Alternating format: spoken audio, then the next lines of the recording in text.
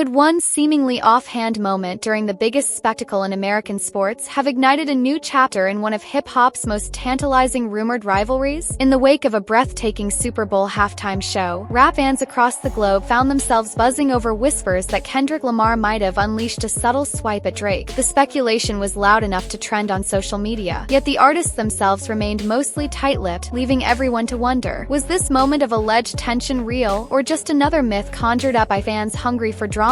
Within minutes of Kendrick stepping off the stage, social media exploded. Posts ranged from excited recaps of his performance to laser-focused dissections of each lyric, gesture, and fleeting expression on Kendrick's face. One particular snippet of the show sparked the biggest commotion, a line that some insisted was a not-so-subtle jab at Drake's credibility. For many viewers, it started as a typical spectacle, a star-studded halftime gig with lavish lights, dynamic choreography, and a carefully curated setlist. But for the eagle-eyed and eagle-eared fans, it morphed into a puzzle to be solved. How could a few words in such a choreographed event carry so much weight, especially when they seemed to come out of left field? In the days that followed, countless theories took shape online. Memes popped up, alleging that Kendrick's line referenced Drake's personal life or perhaps questioned his authenticity. Others pushed back, insisting that no such call-out was present and the entire notion was inflated by wishful thinking. The internet, however, rarely requires concrete proof, just enough speculation to keep the conversation burning bright. But that wasn't the whole story. The excitement didn't arise in a vacuum. Drake and Kendrick share a complicated history that dates back to their early careers in the late 2000s and early 2010s. Each was heralded as the new face of hip-hop, set to define the generation with their distinctive styles. Drake melded melodic hooks with reflective rap verses, while Kendrick dropped full-length concept albums that critics have likened to literary masterworks. For years, fans have dissected every lyric and interview snippet to see if one star was throwing shade at the other. In some respects, the hype can be traced back to Kendrick's infamous Control verse, which rattled the rap world by calling out fellow artists. Although Drake's name wasn't singled out in that track, many believed the broad challenge included him. Later interviews added more fuel, with both men sometimes seeming reluctant to outright praise the other. That tension never escalated into a direct confrontation. No official diss tracks. However, the undercurrent of rivalry lingered. Both soared to stratospheric success, collecting Grammys, scoring multi-platinum albums, and building devoted fan bases that occasionally clashed online. Therefore, when word spread about a halftime show line aimed at Drake, it landed on fertile ground. The seeds of speculation had been planted for years. The Super Bowl halftime show, an event famous for drawing hundreds of millions of viewers, was a massive stage for Kendrick Lamar's artistic expression. Backed by a sea of dancers in coordinated outfits and punctuated by cinematic visuals, Kendrick's set was everything people had come to expect. A meticulously rehearsed spectacle blending hits from across his career. Some watchers identified a particular instant where the camera zoomed in on Kendrick's face as he delivered a line they claimed poked fun at Drake. They pointed to the shift in Kendrick's tone, a subtle edge that suggested a challenge or a jab. The rumor caught fire with the help of slow-motion replays on social media, GIFs highlighting the exact second he supposedly snickered and captioned breakdowns pointing out each syllable that might be an encoded insult. Still, a significant portion of the audience saw nothing beyond a jaw-dropping performance. They wondered if fans were reading too much into an ordinary part of a theatrical show. Comment threads on music blogs and YouTube clips rapidly turned into debate forums. Some individuals insisted that they heard a direct reference, while others argued it was a classic case of the internet generating drama out of thin air. But speculation only grew louder from there. In the hours after the performance, Twitter threads on the rumored diss skyrocketed. Everyone seemed to have an opinion. Some fans claimed to have receipts, offering screen grabs of old interview quotes or previous lyrics that supposedly tied Kendrick's halftime line to Drake's controversies. Another faction dismissed the entire affair, calling it an imaginative stretch. Music journalists, always eager to analyze a potential feud between two of the biggest artists in the industry, churned out articles with attention-grabbing headlines. YouTube channels specialized in rap drama posted video breakdowns of the performance, analyzing everything from the set design's possible hidden messages to the outfit Kendrick wore. Was the color palette a clue? Did the dancers move in a way that referenced Drake's biggest hits? The theories became more elaborate by the hour. As the story gained momentum, hashtags like